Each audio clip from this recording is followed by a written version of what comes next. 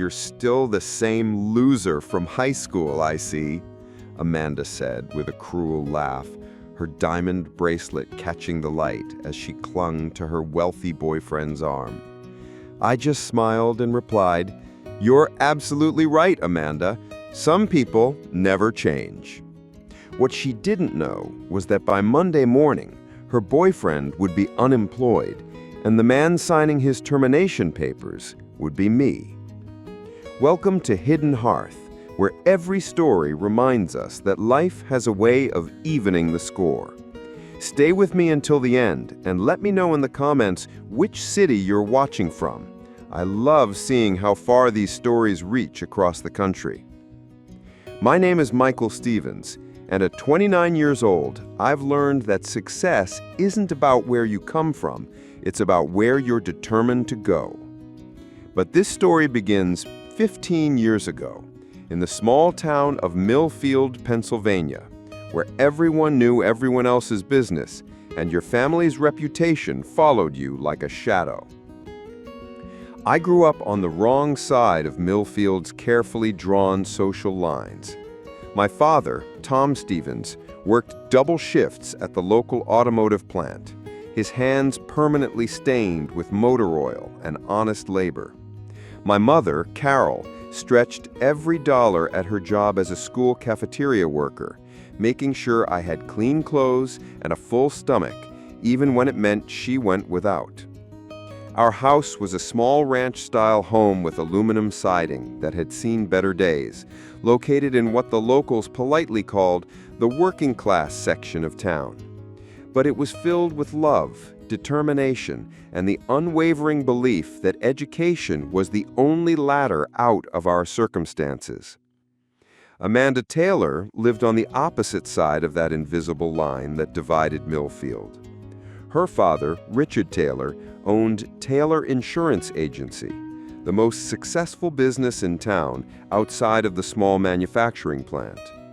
Their colonial-style house sat on 3 manicured acres, complete with a swimming pool and a 3-car garage that housed vehicles worth more than most families made in a year. Amanda was everything a teenage boy dreams about. Blonde hair that caught sunlight like spun gold, blue eyes that could make you forget your own name, and a smile that had been winning her admirers since elementary school. She was head cheerleader, student council president, and the undisputed queen of Millfield High School's social hierarchy. We shouldn't have worked. By every social rule in our small town, Amanda Taylor and Michael Stevens existed in completely different universes. But sometimes the universe has other plans. It started in Mrs. Henderson's advanced placement history class during our junior year.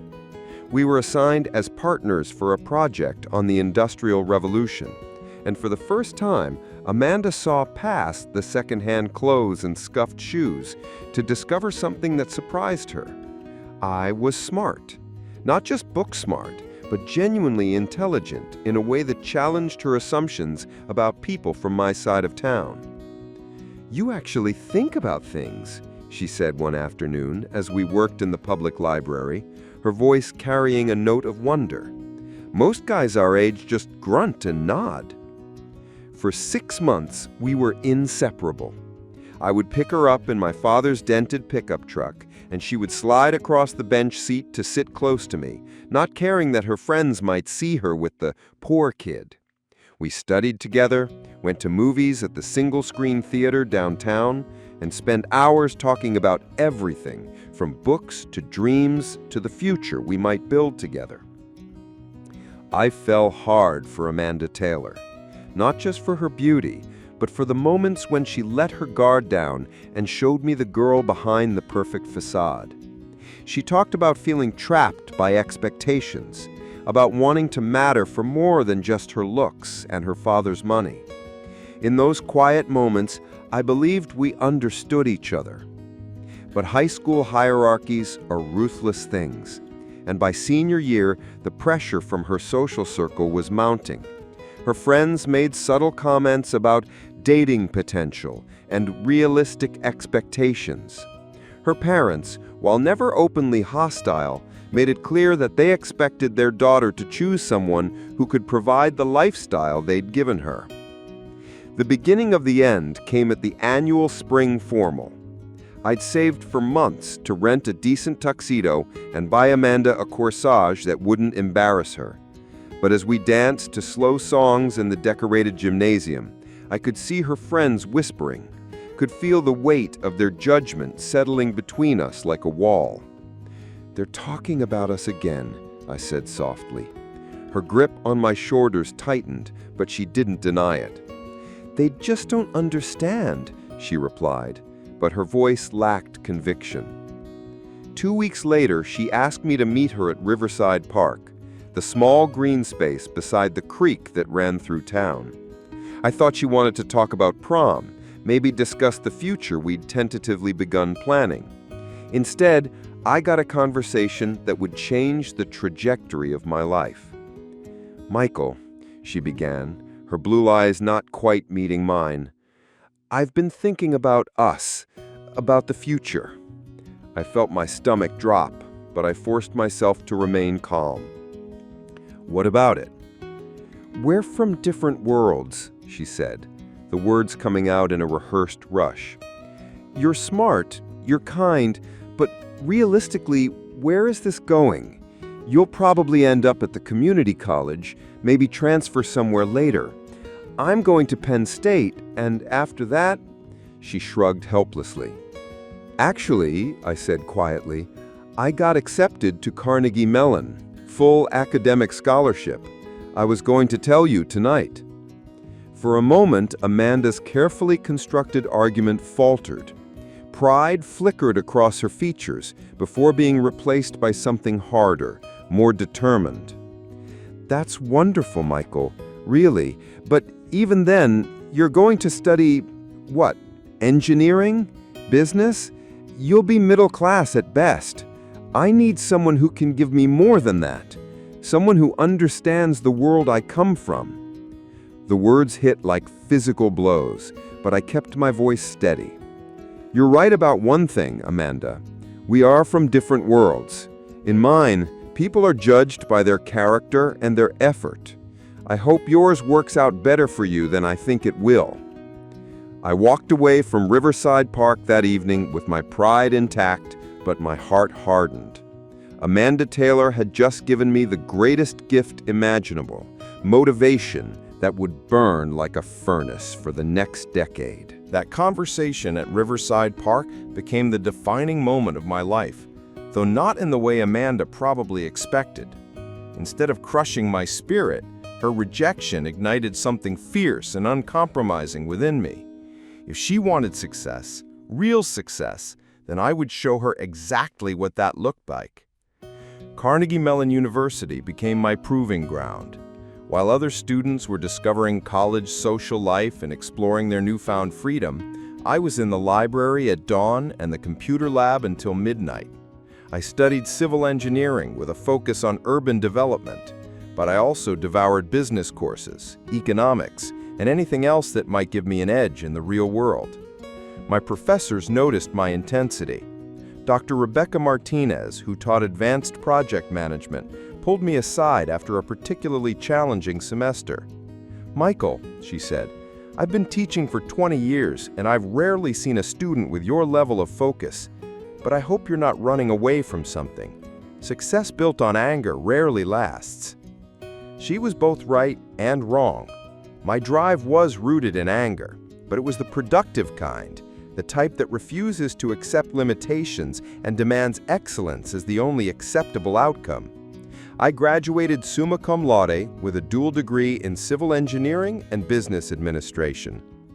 During my senior year, I interned with Blackstone Development, one of Pittsburgh's premier commercial real estate firms. I worked unpaid overtime, volunteered for the projects nobody else wanted, and absorbed everything I could learn about property development, financing, and urban planning. My breakthrough came when I proposed a solution to a stalled project in the Strip District. The firm had been trying to develop a mixed-use complex on a problematic lot with soil stability issues and complex zoning restrictions. everyone saw obstacles, I saw opportunities. Working nights and weekends, I developed a comprehensive plan that addressed the soil problems through innovative foundation design, maximized the allowable square footage through creative interpretation of zoning laws, and projected a 34% return on investment over 5 years. James Blackstone himself called me into his office after reviewing my proposal. "Stevens," he said, leaning back in his leather chair, "this is graduate-level work. How did a college senior figure out what my team of experienced engineers missed?" "I spent time talking to the city planners, sir, and I researched similar projects in Seattle and Portland that faced comparable challenges." He studied me for a long moment. "How would you like a job? Real job, not just an internship. I'll start you at $60,000 with performance bonuses tied to project success."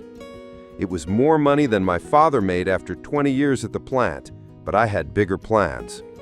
"I appreciate the offer, Mr. Blackstone, but I've decided to move to New York. I want to see what I can accomplish in a bigger market." His eyebrows shot up. "New York will eat you alive, son. That's a different league entirely." "Yes, sir. That's exactly what I'm counting on." 3 months later, I was living in a studio apartment in Queens that was smaller than my childhood bedroom, working as a junior analyst at Morrison & Associates, a mid-sized real estate development firm in Manhattan. My boss, Sandra Morrison, was a sharp-edged woman in her 50s who had fought her way to the top of a male-dominated industry through sheer competence and an intolerance for excuses. "Stevens," she said during my first week, "I don't care where you went to school or what your GPA was. In New York, results are the only thing that matters. Show me you can deliver and you'll have a future here. Waste my time and you'll be back in Pennsylvania before you can blink." I thrived under that pressure. Within 6 months, I was managing small projects independently. Within a year, I was Sandra's go-to analyst for complex deals. I learned to navigate the Byzantine world of New York real estate, the politics, the financing, the intricate dance between developers, city planners, and community groups. But I wasn't content to be an employee forever. During my 3rd year at Morrison & Associates, I identified an opportunity that would change everything. A neglected block in the rapidly gentrifying neighborhood of Long Island City. The area was in transition, with new luxury high-rises going up just blocks away, but this particular street remained underdeveloped due to a complex ownership structure and decades of bureaucratic red tape. I spent months researching the property history, tracking down the various owners, and developing relationships with city planning officials.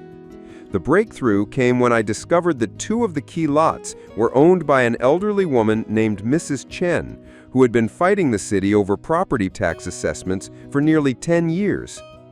"Young man," she said when I knocked on her door one Saturday morning, "if you're here to buy my buildings, you can save your breath. I've had developers bothering me for years." "Actually, Mrs. Chen, I'm here to solve your tax problem. And if you're interested, maybe we can help each other in the process." What followed was 6 months of careful negotiation, legal maneuvering, and creative problem-solving. I helped Mrs. Chen resolve her tax issues through an appeals process I'd researched, saved her nearly $200,000 in back taxes, and earned her trust in the process. In return, she sold me her properties at a fair market price and agreed to serve as a community liaison for the development project I had in mind. Using every dollar I'd saved, plus a partnership with 2 investors I'd met through Sandra's network, I purchased and consolidated 4 lots on that forgotten block. My vision was ambitious but achievable: a mixed-use complex with ground-floor retail space, mid-level office suites, and luxury condominiums on the upper floors. The project took 2 years to complete and nearly broke me financially 3 different times. I lived on ramen noodles and coffee, worked 18-hour days, and personally supervised every aspect of construction. But when Riverside Commons opened its doors in 2019, it was 95% pre-leased and generated a 40% return on investment in its first year. More importantly, it established Stevens Development Group as a serious player in the New York market. That success led to bigger projects, better financing, and a reputation for turning challenging properties into profitable developments. By 2023, my company had completed 12 major projects across Manhattan, Brooklyn, and Queens, with a combined value of over $300 million. But success brought an unexpected side effect: loneliness. I'd been so focused on building my empire that I'd neglected to build a personal life. At 29, I was financially secure beyond my wildest teenage dreams, but I came home each night to an empty penthouse apartment overlooking Central Park. Which is why, when the invitation to my 10-year high school reunion arrived in my office mail, I almost threw it away without opening it. The cream-colored envelope sat on my mahogany desk for 3 days before I finally opened it. My assistant, Jennifer, had mentioned it twice during our morning briefings, but I dismissed it both times. High school felt like another lifetime, and I had more pressing concerns. A 40-story mixed-use tower in Midtown that was behind schedule, and a potential acquisition in Brooklyn that required delicate negotiations with 3 different community boards. But curiosity eventually won. The invitation was printed on expensive cardstock with gold embossing. Millfield High School Class of 2014, 10-year reunion. The date was set for Saturday, October 14th, 2024, at the Millfield Country Club, a venue I'd never been inside as a teenager, since it required either a membership fee my family couldn't afford or an invitation from someone who belonged to that particular social circle. For a moment, I felt that old familiar sting of exclusion. Then I realized something that made me laugh out loud. I now made more in a month than most of my former classmates probably made in a year. The boy who hadn't been good enough for the country club could now buy it if he chose to. That evening, I found myself doing something I hadn't done in years: researching my former classmates on social media. It's amazing what people reveal about their lives online, often more than they probably intend. Most of my class had followed predictable paths. The popular kids had either stayed in Millfield to run family businesses or moved to nearby cities like Pittsburgh or Philadelphia. A few had achieved modest success in various fields, but none had ventured far from the comfortable, conventional choices that our small-town upbringing had encouraged. And then I found Amanda. Her Facebook profile showed a carefully curated life. Amanda Taylor, marketing coordinator at Taylor Insurance Agency. She had returned home after college and now worked for her father's business, just as everyone had always expected. Her photos showed a woman who had maintained her high school beauty, but added a layer of sophistication that came with age and experience. But it was her relationship status that caught my attention. In a relationship with Trevor Morrison. A few more clicks revealed Trevor Morrison to be the son of Harrison Morrison, founder of Morrison Hospitality Group, a regional chain of upscale hotels and resorts. Trevor himself held the title of operations director and, based on his photos, lived exactly the kind of life Amanda had always wanted: expensive cars, exotic vacations, and access to social circles that valued wealth above all else. Trevor Morrison. The name sounded familiar, and after a moment, I realized why. Morrison Hospitality Group had been in the news recently, but not for positive reasons. The family business was struggling with declining revenues, increased competition from boutique hotels and Airbnb, and what industry analysts were calling outdated business models in a rapidly evolving market. I knew this because my company had been quietly researching hospitality properties for potential acquisition. The Morrison chain had actually come across my desk 6 months ago as a possible investment opportunity, but my team's analysis had been preliminary and inconclusive. Suddenly, I was much more interested in that analysis. The next morning, I called my head of acquisitions, David Chang, into my office.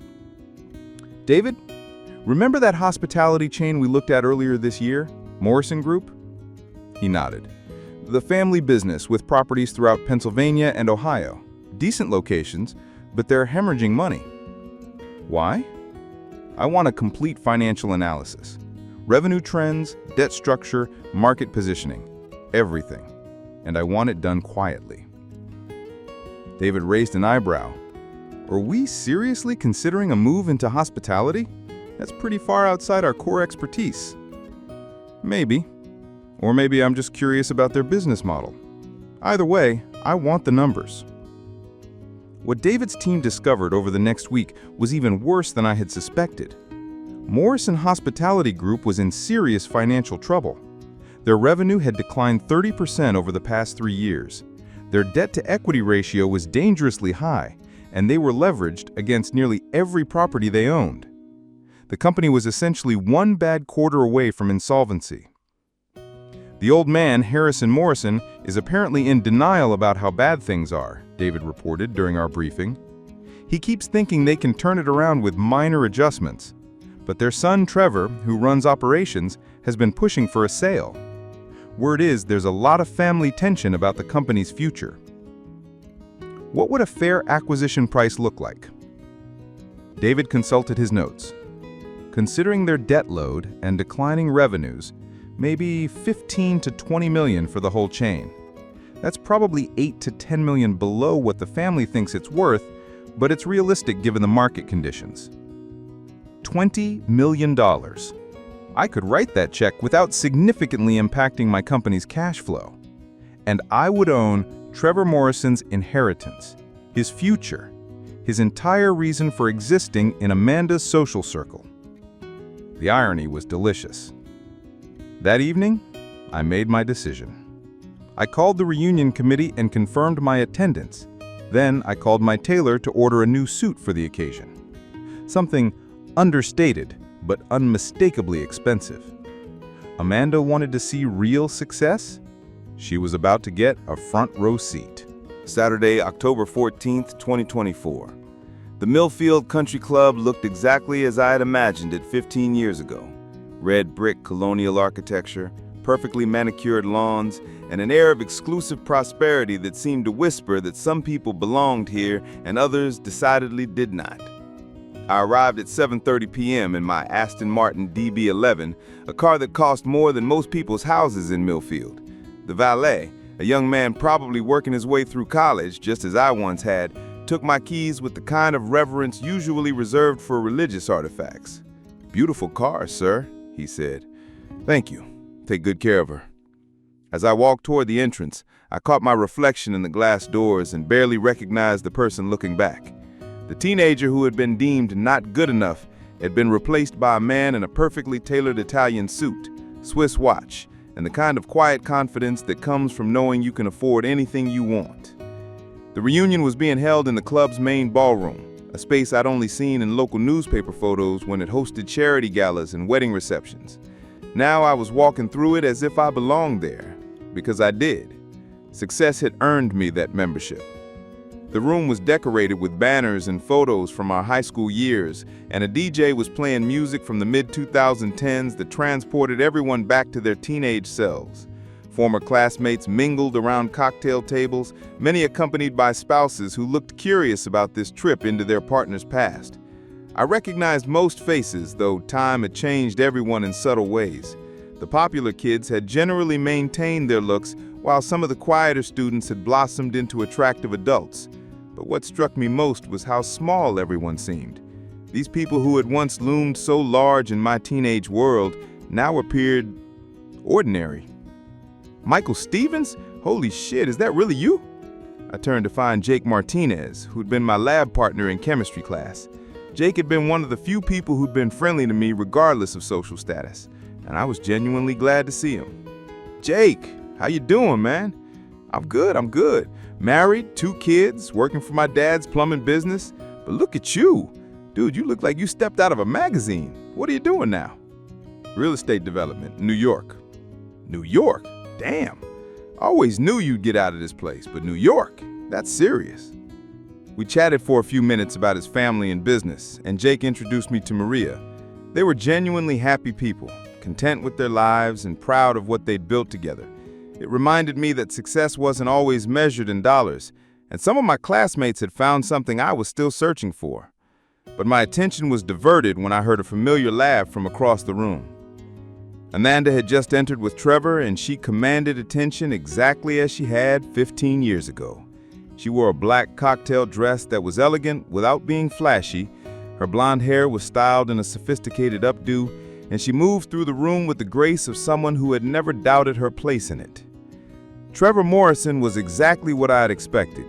Tall, conventionally handsome, but the kind of casual confidence that comes from never having to worry about money. His suit was expensive, but not exceptional.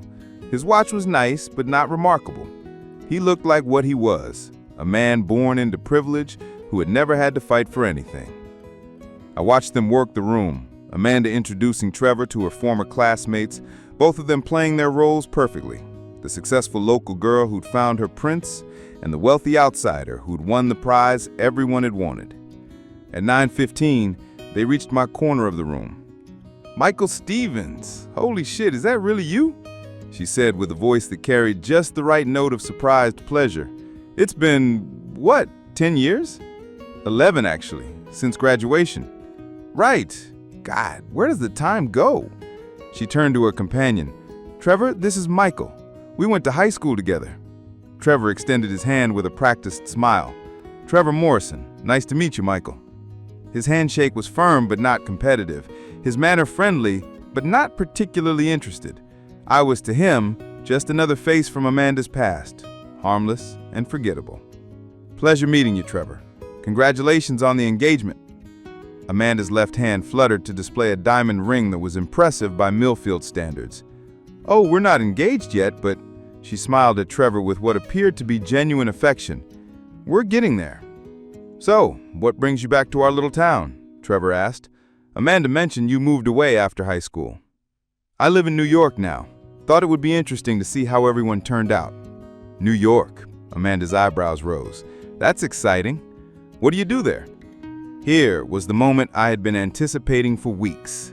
I could see the calculation in her eyes, the assessment that had always been her default mode when meeting someone new. She was trying to place me in her mental hierarchy, to determine whether I had achieved enough success to be worth her attention. "I'm in real estate development." "Like selling houses?" Trevor asked, his tone polite but dismissive. "More like building skyscrapers."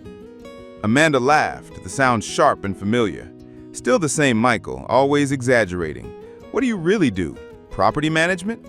I smiled, the same calm expression I had perfected in boardrooms and high-stakes negotiations. I developed commercial and residential properties throughout the New York metropolitan area, office buildings, luxury condominiums, mixed-use complexes. "That sounds interesting," Trevor said, though his expression suggested he found it anything but. "The real estate market in New York must be brutal." "It can be challenging, but it's also rewarding when you know what you're doing." Amanda leaned closer, her voice dropping to a stage whisper meant to be heard by everyone nearby. "Come on, Michael, you can drop the act. We all know you were the smart kid who was probably going to end up fixing computers or something. There's no shame in that." The condescension in her tone was so familiar, so perfectly calibrated to remind everyone of their high school roles that I almost laughed. She was still trying to put me in the box she'd created for me 15 years ago, still trying to maintain the social order that had made her queen of our small world. "You're absolutely right, Amanda," I said, my smile never wavering. Some people never change. Trevor glanced between us, sensing an undercurrent he didn't understand. "Well, it sounds like you're doing well for yourself, Michael. Good for you." "Thank you. And congratulations on your success with Morrison Hospitality Group. I've heard great things about your family's business."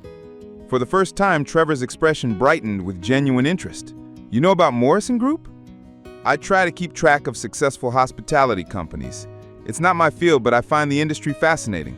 The challenges of maintaining brand consistency across multiple properties, adapting to changing consumer preferences, managing debt loads in a capital-intensive business." Trevor's smile faded slightly. "It's definitely a complex industry.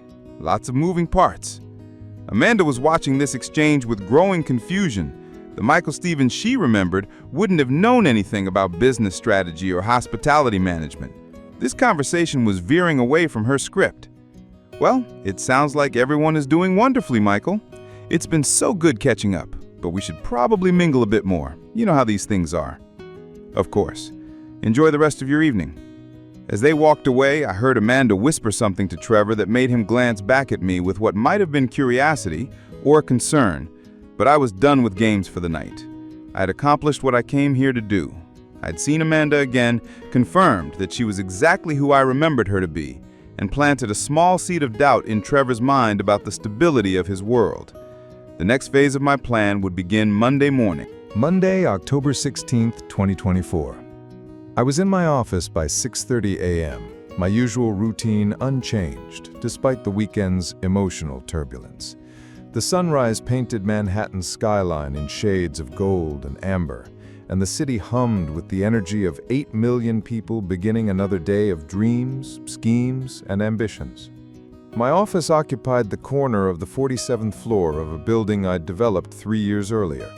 Floor-to-ceiling windows provided panoramic views of Central Park and the Hudson River, while the interior reflected my personal aesthetic: clean lines, natural materials, and understated luxury. Jennifer, my assistant, arrived at 7 a.m. with my coffee and the day's schedule. She was a Harvard MBA graduate who'd chosen to work for my company instead of Goldman Sachs because, as she'd said during her interview, "I want to build things, not just move money around." "Good morning, Mr. Stevens. How was the reunion?" "Educational." "Is David in yet?" "He's in the conference room with the Morrison files. Should I tell him you're ready?" "Give me 10 minutes." I used those 10 minutes to review the preliminary analysis David's team had prepared on Morrison Hospitality Group. The numbers were even worse than I'd remembered. Quarterly losses accelerating, occupancy rates declining, and debt service consuming nearly 40% of their gross revenue. But what caught my attention was a new piece of information buried in the appendix. Morrison Group had missed their last 2 loan payments to First National Bank of Pittsburgh, triggering penalty clauses that accelerated their debt repayment schedule.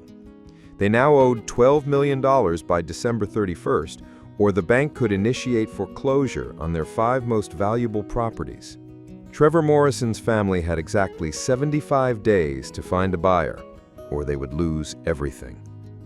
"Jennifer, send David in and clear my schedule for this afternoon. I may need to make some calls." David arrived with 2 cups of coffee and a thick folder. "Morning, Michael. I assume you want to talk about Morrison Group?" "I want to buy them. All of it. What would it take?" David's eyebrows shot up. "Buy them? Michael, this is a distressed hospitality chain with declining revenues and massive debt. It's completely outside our expertise." "Answer the question, David. What would it take?" He opened his folder, consulting a spreadsheet that I knew contained every relevant financial detail about the Morrison family's business. Their total debt is approximately $18 million.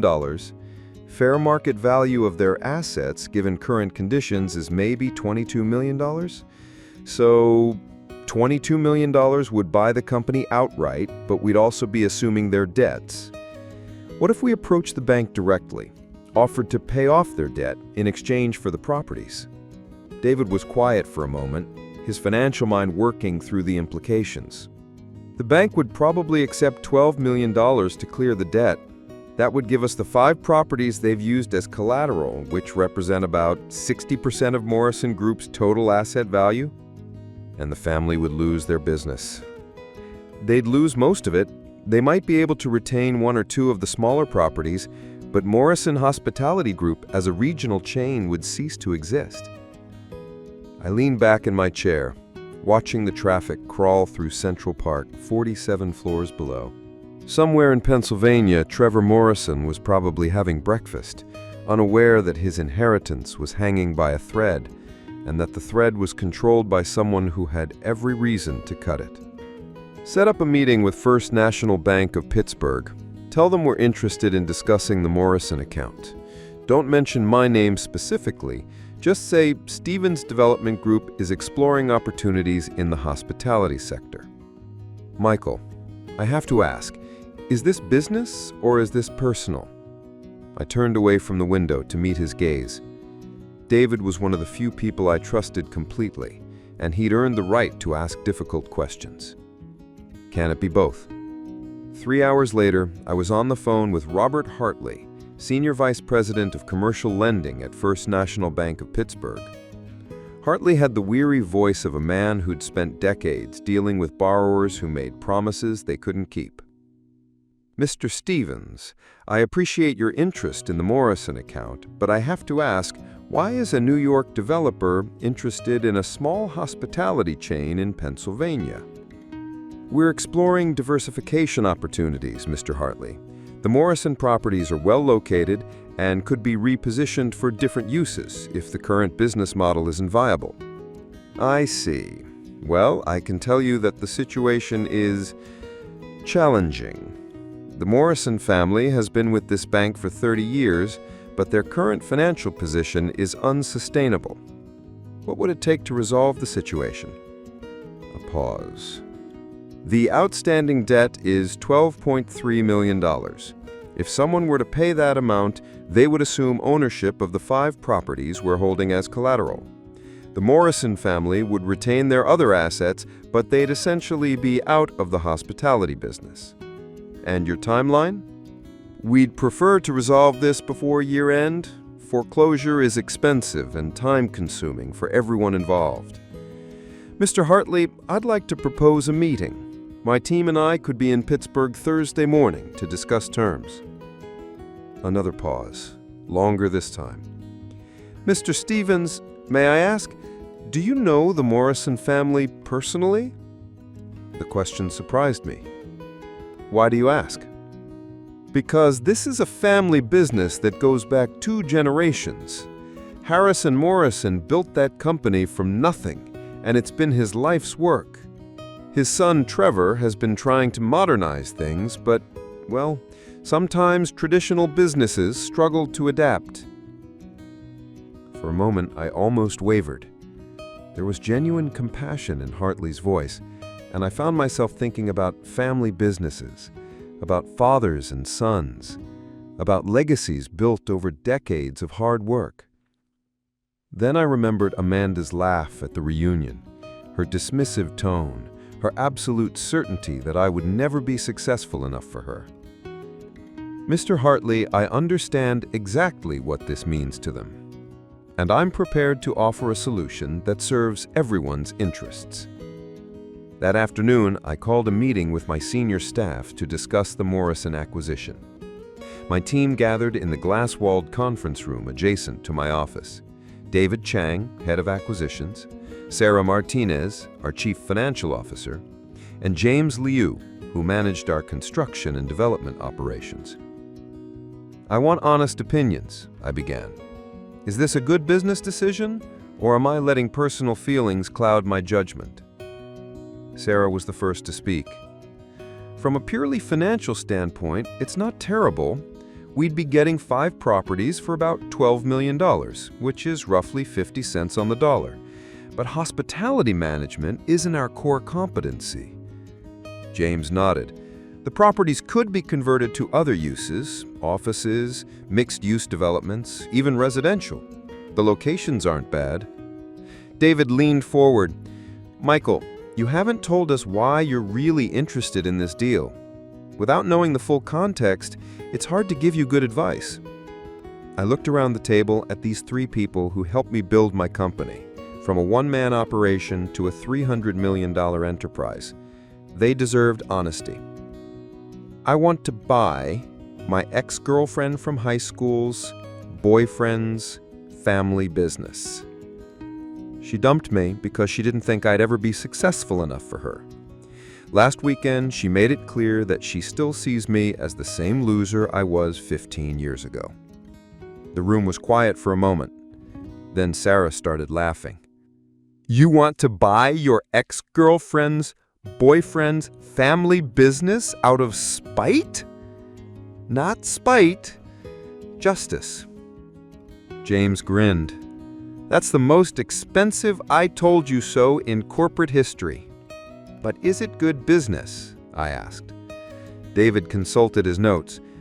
Actually, yes. The properties are undervalued. We could probably flip 3 of them within 2 years for a significant profit, and the other 2 could be redeveloped into projects that fit our portfolio better.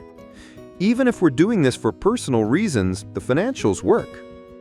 Then make the call to Pittsburgh. Set up the meeting for Thursday. Thursday morning found me in downtown Pittsburgh, standing outside the limestone facade of First National Bank. The October air was crisp, carrying the scent of fallen leaves and the industrial heritage that still defined this city. David walked beside me, his briefcase containing the financial analysis that would change Trevor Morrison's life forever. Inside the bank, Robert Hartley greeted us in a conference room that smelled of coffee and old leather. His handshake was firm, his gray eyes tired but alert. At 62, he'd probably overseen hundreds of loans gone bad, but there was something in his manner that suggested the Morrison account weighed heavily on him. "Gentlemen," Hartley began, spreading documents across the polished table, "I appreciate you coming all this way. As I mentioned on the phone, the Morrison situation is delicate." I studied the papers he'd laid out. Loan agreements, payment schedules, asset valuations. The numbers told a story of steady decline, a family business slowly bleeding to death while the owners desperately tried to stop the hemorrhaging. $12.3 million, I said, reading from the outstanding debt summary. That's the total exposure? Correct. Secured against 5 properties, the flagship hotel in downtown Pittsburgh, locations in Erie, Harrisburg, Johnstown, and State College. All prime real estate, but, he gestured helplessly, the hospitality industry has been challenging. David leaned forward, his pen poised over his notepad. What's the timeline for resolution? Ideally, immediately. The family has missed 2 payments, triggering the acceleration clause. We can begin foreclosure proceedings at any time, but... He paused, removing his glasses to clean them slowly.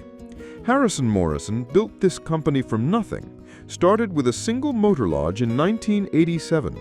I've watched his son Trevor try everything to save it. There it was again, that note of genuine sympathy. I found myself curious about the human story behind the numbers. What kind of everything? I asked. Hartley consulted his notes. Refinancing, asset sales, they've already liquidated their smaller properties. Trevor even tried to bring in outside investors, but the debt-to-equity ratio scared everyone off. What about management changes, new business strategies? Trevor's actually quite capable. MBA from Wharton, worked at Marriott for 3 years before joining the family business. He understands the industry, but he inherited problems that have been building for a decade. I felt a momentary flicker of something that might have been respect. Trevor Morrison wasn't just a privileged trust fund baby coasting on family money. He was apparently trying to save a sinking ship. But then I remembered Amanda's laugh at the reunion, her dismissive tone, and the flicker died. Mr. Hartley, I said, my voice steady, Stevens Development Group is prepared to pay the full outstanding debt, $12.3 million, in exchange for immediate transfer of the 5 properties. Cash transaction, no financing contingencies. The banker's eyebrows rose. That's very generous. But I should mention that Harrison Morrison has been hoping for more time. He believes they can turn things around with the right strategy. How much time? 6 months? Maybe a year? I shook my head. The trend lines don't support that optimism. Revenue has declined 30% over 3 years. Their occupancy rates are below industry average. Every month they delay makes the eventual resolution more expensive. Hartley was quiet for a long moment, studying the documents spread before us. When he looked up, his expression had shifted from sympathetic to businesslike. I'll need to present your offer to the board, but I can tell you it will be viewed favorably. When would you need an answer? Today. I can have the funds wired by close of business. That afternoon, David and I waited in our hotel bar while the bank's board considered our proposal. The Renaissance Pittsburgh occupied a converted post office building, its soaring ceilings and marble columns a reminder of the city's golden age. I'd researched the building's history during the flight from New York. Constructed in 1928, purchased by Harrison Morrison in 1994, renovated extensively but still struggling to compete with newer chain hotels.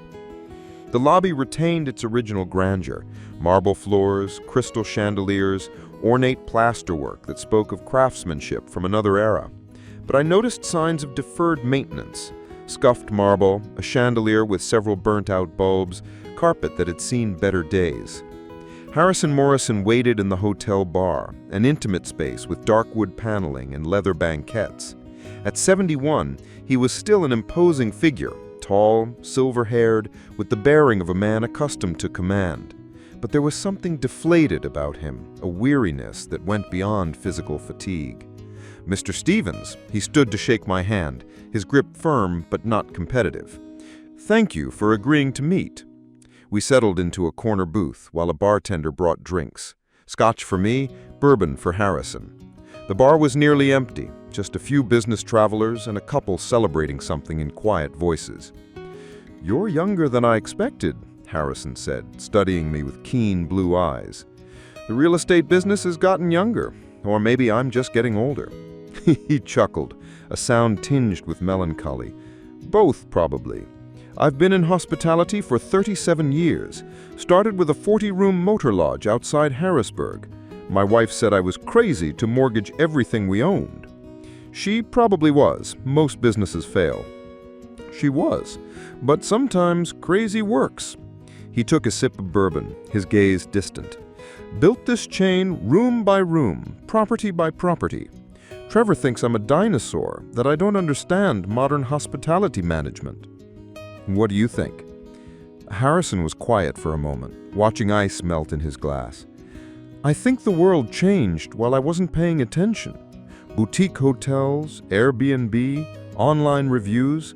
Everything I learned about running hotels became obsolete almost overnight. I found myself genuinely curious about this man's story. When did you realize you were in trouble? 2019. Trevor had been pushing for digital transformation, social media marketing, all the things successful hotels were doing. I kept saying we'd focus on those next year. Then the pandemic hit and, he shrugged helplessly, we lost 2 years of revenue while still carrying full debt service. Why not sell earlier when you still had equity? Pride, mostly. This company is my legacy. I wanted to hand Trevor something valuable, not dump my problems on him. Harrison met my eyes directly. What are your plans for the properties? The question I'd been dreading. I could lie, tell him about hospitality management or hotel renovations. Instead, I chose honesty. Mixed-use development. The downtown location will probably become condominiums and ground floor retail. The others might be offices or residential, depending on local markets. Harrison nodded slowly, as if he'd expected this answer. You're going to tear down what I built. I'm going to give the properties new life, different life, but still valuable. That's a diplomatic way of putting it. He finished his bourbon and signaled for another. Can I ask why you're interested in our little family drama? There are distressed properties everywhere. Why Morrison Group? Here was the moment of truth. I could lie, tell him about hospitality management or hotel renovations. Instead, I chose honesty. I went to high school with someone who's dating your son. She once told me I'd never amount to anything. I guess I wanted to prove her wrong. Harrison stared at me for a long moment, then began to laugh. Not mockery, but genuine amusement. You're buying my company to impress a girl from high school? Something like that. That's either the most honest thing I've heard in years or the most expensive midlife crisis in history. Probably both. The second bourbon arrived, and Harrison raised his glass. To expensive lessons, mine and yours. We drank in comfortable silence while the bar slowly filled with evening customers. Finally, Harrison spoke again. Trevor's a good boy, better businessman than me, actually. Don't judge him too harshly for the circumstances he inherited. The business is failing because of market forces, not personal failings, I said carefully. But Trevor will blame himself anyway. He's built his entire identity around saving the family company. Harrison's eyes were serious now, almost pleading. When you see him at the closing tomorrow, remember that you're not just buying real estate. You're buying his dreams. Friday morning arrived gray and cold, Pittsburgh's skyline shrouded in November mist. I stood at my hotel window watching traffic crawl across the Roberto Clemente Bridge while David prepared documents in the adjoining room.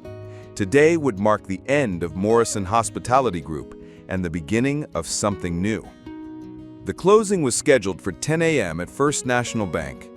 I'd slept poorly, haunted by Harrison Morrison's words, "You're buying his dreams." But every time doubt crept in, I remembered Amanda's laughter, her casual dismissal, the absolute certainty in her voice that I would never amount to anything. David emerged from his room carrying the briefcase that contained our financial commitment. "Wire transfer is ready, legal documents are signed, all we need is their signature, and we own 5 hotels." We rode the elevator down in silence. In the lobby, my phone buzzed with a text from Jennifer. "Amanda Taylor posted new photos on Facebook, thought you should see them." I opened the link while David hailed a taxi. Amanda's latest post showed her and Trevor at some charity gala, both dressed in formal wear, both smiling for the camera. The caption read, "So proud of my amazing boyfriend for saving the family business. Big announcement coming soon." The engagement ring emoji made my stomach clench, not from jealousy, but from the irony. Amanda was celebrating Trevor's business success just hours before I would destroy it. "You okay?" David asked as we settled into the taxi. "Fine, just checking social media." But I wasn't fine. For the first time since this plan began, I wondered if I was making a mistake. Harrison Morrison's dignity, Trevor's apparent competence, Amanda's genuine affection for him, these complications hadn't been part of my carefully calculated revenge. The taxi pulled up to First National Bank's imposing facade. Through the glass doors, I could see the Morrison family gathered in the lobby. Harrison in a dark suit, looking every inch the distinguished businessman. Trevor beside him, younger and more casually dressed, but carrying himself with quiet confidence. And an older woman who must be Trevor's mother, her silver hair perfectly styled, her expression carefully composed. They looked like what they were, a family facing the end of their world as much grace as they could muster. "Second thoughts?" David asked, noticing my hesitation. "No, just observing." We entered the bank and were directed to the same conference room where I'd met with Robert Hartley. The Morrison family was already seated on one side of the polished table, their lawyer beside them shuffling papers with the efficiency of someone billing by the hour. Harrison stood as we entered. "Mr. Stevens, thank you for accommodating our schedule." "Of course." I shook his hand, then Trevor's. Up close, Trevor Morrison looked younger than his 31 years, with dark hair, intelligent brown eyes, and the kind of easy confidence that came from never having faced real failure. "Trevor Morrison," he said, his handshake firm. "I appreciate you working with us on this transition." "Michael Stevens, I'm sorry we're meeting under these circumstances." Trevor's mother, introduced as Patricia Morrison, offered a polite smile that didn't reach her eyes. She understood exactly what this meeting represented, even if her son seemed determined to maintain professional courtesy. Robert Hartley called the meeting to order, spreading documents across the table with practiced efficiency. "Ladies and gentlemen, we're here to finalize the transfer of 5 Morrison Group properties to Stevens Development Group in exchange for full satisfaction of outstanding debt." The legal language was clinical, reducing 37 years of business building to a series of signatures and wire transfers. I watched Trevor's face as the lawyer explained the terms, looking for signs of the devastation Harrison had predicted. Instead, I saw focus, professionalism, and something that might have been relief. The debt transfer eliminates Morrison Group's obligations to First National Bank. However, it also transfers ownership of the specified properties to Stevens Development Group, effective immediately. Trevor nodded, taking notes on a legal pad. "What about our remaining properties, the motor lodges in Altoona and Bradford?" "Those remain under Morrison Group ownership, along with approximately $800,000 in remaining assets." I did quick calculations in my head. $800,000 might be enough to keep a small operation running, but it wouldn't support the lifestyle Trevor and Amanda had been building. No more charity galas, no more luxury cars, no more expensive engagement rings. The signing process took 45 minutes. Each document required multiple signatures. Each transfer needed witness verification. Each clause demanded explanation. I found myself studying Trevor throughout the process, looking for cracks in his composed facade. He signed steadily, asking relevant questions, making appropriate comments. The only sign of emotion came when he signed the final transfer document for the Pittsburgh Grand, the hotel his father considered the crown jewel of their empire. His pen paused for just a moment over the signature line. His mother reached over and squeezed his hand. Harrison cleared his throat softly. Then Trevor signed his name with a flourish, as if signing autographs rather than surrendering his inheritance. "That completes the transaction," Hartley announced. "Mr. Stevens, you now own 5 former Morrison Group properties. The Morrison family retains their remaining assets and is released from all debt obligations." I felt a strange anticlimax. Months of planning, weeks of negotiation, and it ended with signed papers and polite handshakes. I expected more drama, more emotion, more something. As we gathered our papers, Trevor approached me directly. "Mr. Stevens, I hope you'll allow me to ask what your plans are for the properties." Here was my moment. I could tell him about development projects, about bringing new life to old buildings. Instead, I found myself being honest. I'm going to convert them. Residential, commercial, mixed use, whatever makes sense for each location. Trevor nodded thoughtfully. The Pittsburgh location would make beautiful condominiums. The bones of that building are spectacular. You're not upset about the demolition of what your family built? Upset? Trevor seemed genuinely surprised by the question. "Mr. Stevens, these buildings will still exist. They'll still serve people, just in different ways. Isn't that better than letting them sit empty while we go bankrupt?" His maturity caught me off guard. I'd expected anger, resentment, maybe even desperation.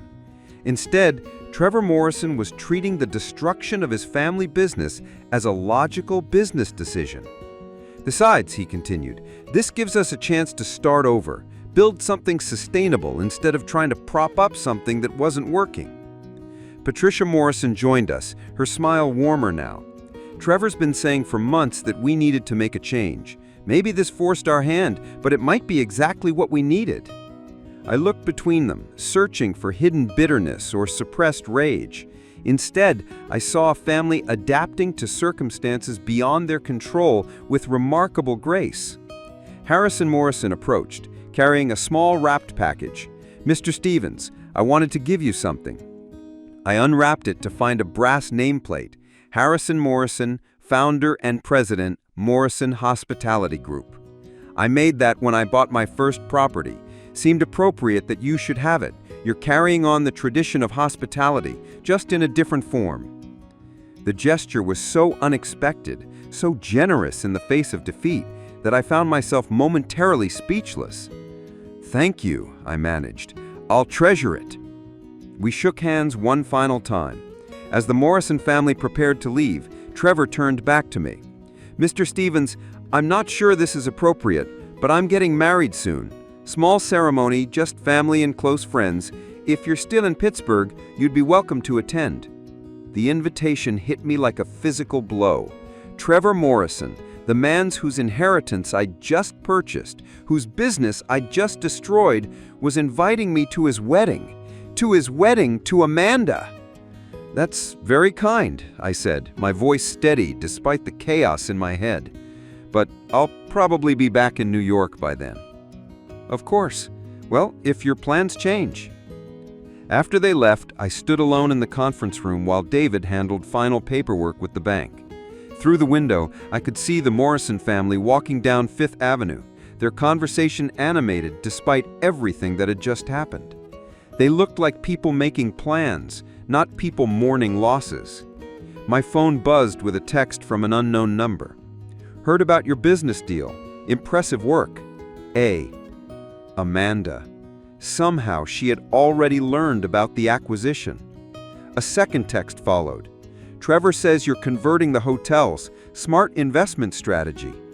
I stared at the messages, realizing that Amanda still didn't understand what had just happened. She thought I'd made a brilliant business move, not recognizing that I had just eliminated Trevor's primary source of wealth. That ignorance wouldn't last long. Saturday morning brought the first snow of the season to Pittsburgh. Fat flakes drifting past my hotel window like ash from a distant fire. I should have been on a plane back to New York, celebrating the successful completion of my plan. Instead, I found myself walking through downtown Pittsburgh, unable to shake the memory of Trevor Morrison's gracious invitation to his wedding. The Morrison Grand looked different in the snow, its Art Deco facade softened by the white curtain falling from gray skies.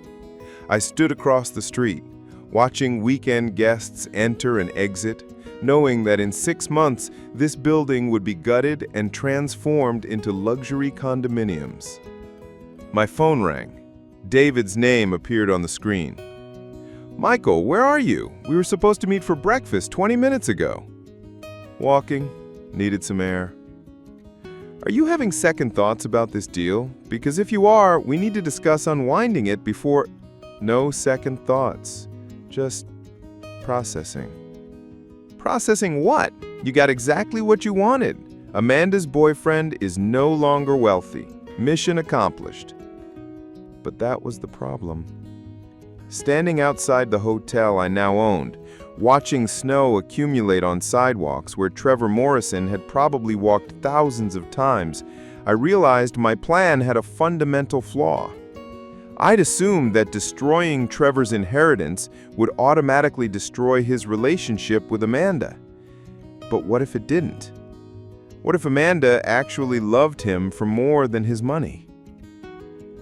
The possibility had never occurred to me. "David, I need you to do something for me." "What kind of something?" "I want you to research Trevor Morrison, not his business, him personally. Background, character, reputation, everything you can find." "Michael, the deal is closed. What possible reason?" "Just do it, please." I hung up and continued walking, my footsteps muffled by the accumulating snow. Pittsburgh's downtown was quiet on Saturday morning. Just a few early shoppers and joggers braving the weather. I found myself thinking about Harrison Morrison's words. "Trevor's a good boy, better businessman than me, actually." What if that was true? What if Trevor Morrison wasn't just a privileged trust fund baby, but actually a decent person who'd been dealt an impossible hand? By afternoon, I was back in my hotel room when David knocked on the door. He entered carrying his laptop and wearing the expression of someone who'd uncovered unexpected information. "You're not gonna like what I found," he said, settling into the chair by the window. "Tell me." David opened his laptop and began reading from his notes. Trevor Morrison, age 31, MBA from Wharton, worked at Marriott International for 3 years before joining the family business. But here's the interesting part. He actually turned down a promotion to senior management at Marriott to come home and help his father. Why? His mother was diagnosed with breast cancer in 2019. Trevor left a promising corporate career to run the family business so his father could focus on Patricia's treatment. The words hit me like ice water. I'd been so focused on my revenge narrative that I'd never considered why Trevor had returned to a struggling family business instead of pursuing his own career. "There's more," David continued. "Trevor has been personally guaranteeing business loans for the past 2 years. When the company goes under, he's liable for approximately $400,000 in personal debt." Personal debt? He used his own credit to keep the business afloat. Bank records show he's been taking minimal salary while putting everything back into operations. I walked to the window, staring out at the snow-covered city while David's words sank in. The man I had targeted for destruction wasn't a spoiled rich kid coasting on inherited wealth. He was someone who'd sacrificed his own career to help his family, then risked his personal financial future trying to save their business. Is there more? He consulted his notes. Community involvement. He volunteers at a homeless shelter, serves on the board of a literacy nonprofit, donated his time to help other struggling businesses during the pandemic. Anything negative? Affairs, gambling, bad behavior of any kind? Nothing. Michael, this guy appears to be genuinely decent, the kind of person who probably would have succeeded wherever he went. I closed my eyes, feeling the weight of what I had done settle on my shoulders like the snow outside. I hadn't just destroyed a business, I had destroyed the future of someone who didn't deserve it. There's one more thing, David said quietly. About Amanda. What about her? Trevor proposed 3 months ago. She said yes, but they haven't set a date or made it public yet because they wanted to wait until the business situation was resolved. How do you know that? Her best friend from high school posted about it on Instagram, said Amanda was waiting for Trevor to sort out the family stress before they announced their engagement officially. The final piece fell into place. Amanda wasn't with Trevor because he was wealthy. She was with him despite his family's financial problems. She'd been waiting for him to resolve the business crisis before moving forward with their lives together. My phone buzzed with a text message. Amanda again. Heard you're still in Pittsburgh. Trevor and I would love to take you to dinner tonight if you're free. He's been so impressed by your business acumen. I stared at the message, understanding now why Trevor had invited me to his wedding, why Amanda was reaching out with friendly overtures. They thought I was a successful businessman who'd help them solve their problem. I didn't know I was the architect of their destruction. Another text followed. Trevor keeps saying what a relief it is to have the debt situation resolved. He's excited about building something new. The irony was overwhelming. I'd spent months planning to destroy Trevor Morrison, and he was thanking me for it. Michael, David said carefully, what are you going to do? I thought about Amanda's texts, about Trevor's invitation, about Harrison Morrison's dignity in defeat. I thought about 37 years of business building reduced to signatures on legal documents, and about a young man who'd sacrificed his own career to help his family. I'm going to dinner, I said finally. David's eyebrows shot up. Are you sure that's wise? Probably not, but I need to see them together. I need to understand what I've really done. That evening, I met Trevor and Amanda at a small Italian restaurant in Pittsburgh's Strip District. The place was intimate and warm, with brick walls and candles on checkered cloths. Amanda had chosen a corner table where we could talk privately. She looked radiant. There was no word for it. Her face glowed with happiness, and she kept touching Trevor's hand in small, unconscious gestures of affection. Trevor seemed relaxed for the first time since I'd met him, his shoulders no longer carrying the weight of impossible expectations. Michael, Amanda said as I approached their table, I can't believe you're here. What are the odds? I kissed her cheek in greeting, noting how natural the gesture felt despite everything between us. Good to see you, Amanda. Trevor? We shook hands, and Trevor's smile was genuinely warm. I'm so glad we could make this work. I wanted to thank you properly for yesterday. Thank me? For the acquisition. I know it's just business to you, but for us, you have given us our lives back. I sat down carefully, processing his words. How so? Amanda leaned forward with her eyes bright with excitement. Trevor's been killing himself trying to save the family business. Now that it's resolved, we can finally move forward with our plans. What kind of plans? Trevor signaled the waiter for wine. Well, we can finally get married for one thing. I didn't want to start our life together with this debt hanging over us.